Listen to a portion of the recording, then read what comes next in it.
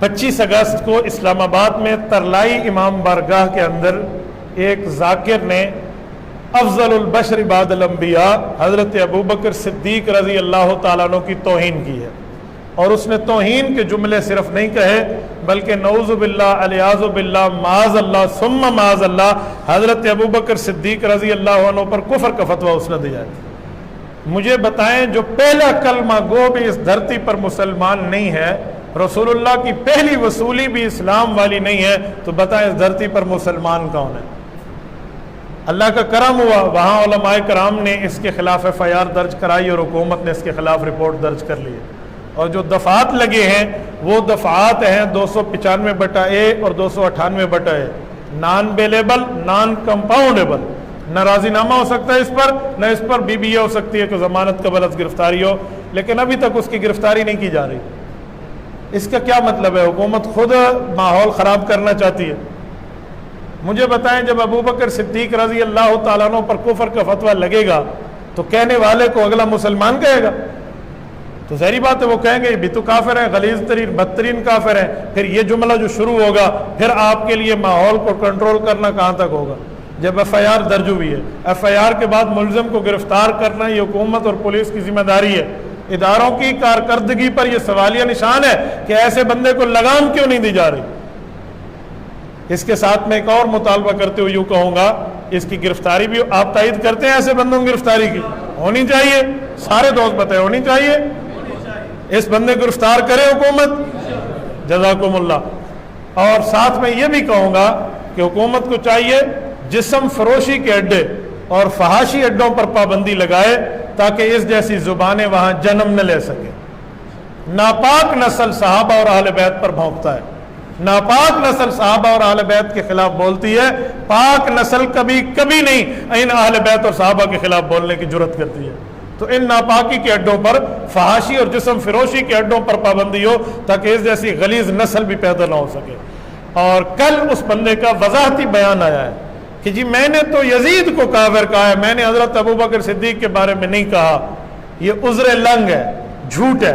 उसकी वीडियो मौजूद है। मैं मस्जिद के मुकद्दस माहौल को प्लीज नहीं करना चाहता, जो सुनना चाहे नेट पर पूरी दुनिया सुन चुकी है। वो उसमें कहते हैं जब बीबी फातिमा को बतूल को फदक न मिला, ये फदक और बीबी फातिमा का मामला तो अबू बकर सिद्दीक के दौर का है, अब यजीद वाला बहाना नहीं चल सकता। और वो जुमला कहते हुए कहते हैं कि मैं जान हथेली पे रख के दारुल हुकूमत इस्लामाबाद में जुमला कह रहा हूं, अगर मसला यजीद का था तो फिर जान हथेली पे रखने का माना क्या है? यजीद को तो हर तरफ से लानतें बरस रही हैं, यजीद के साथ तो कोई ताल्लुक जोड़ने पे तैयार नहीं है। इसका मतलब क्या है? और आपने कहा कि बीबी रसूलुल्लाह की बेटी दरबार में गई है, हुजूर की बेटी हजरत फातिमा है, और हजरत फातिमा की वफात तो अबू बकर के दौर में हो गई थी रजी अल्लाह अन्हुमा। तो कैसे कहा जाता है कि ये हमने सिर्फ सैयदा कायनात हजरत ज़ैनब के लिए कहा? हजरत ज़ैनब को यजीद की दरबार में लाया गया था, आई नहीं थी।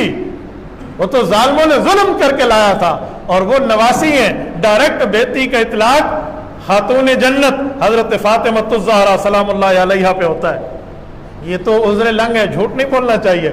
और खुद को हुसैनी किरदार से वाबस्ता करके ये जुमला यूं कहा जाए, हुसैनी और हैदरी किरदार तो ये है जिन्होंने 2.5 साल अबू बकर को इमाम मान के उसके पीछे उनकी वफात तक नमाजें पढ़ी हैं, 10 साल हजरत उमर को इमाम मान के उनके पीछे नमाजें पढ़ी हैं, 12 साल तक हजरत उस्मान को मान के उनके पीछे नमाजें पढ़ी हैं, और हजरत मुआविया रजी अल्लाह तआला अन्हु के पूरे दौर तक ये दोनों भाई हजरत मुआविया रजी अल्लाह अन्हु के ताबेदार और इनके वफादार रहे हैं।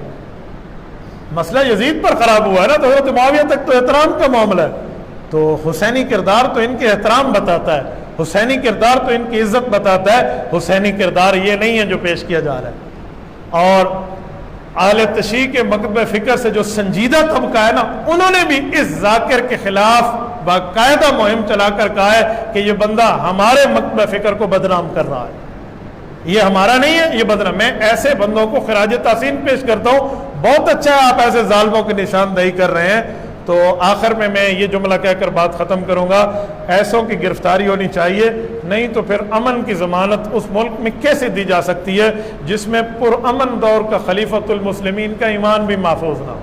अल्लाह ताला आपको और हमें पुरअमन ज़िंदगी गुजारने की तौफीक अता फ़रमाए और ऐसे बदकमाशों को लगाम डालने की तौफीक अता फ़रमाए।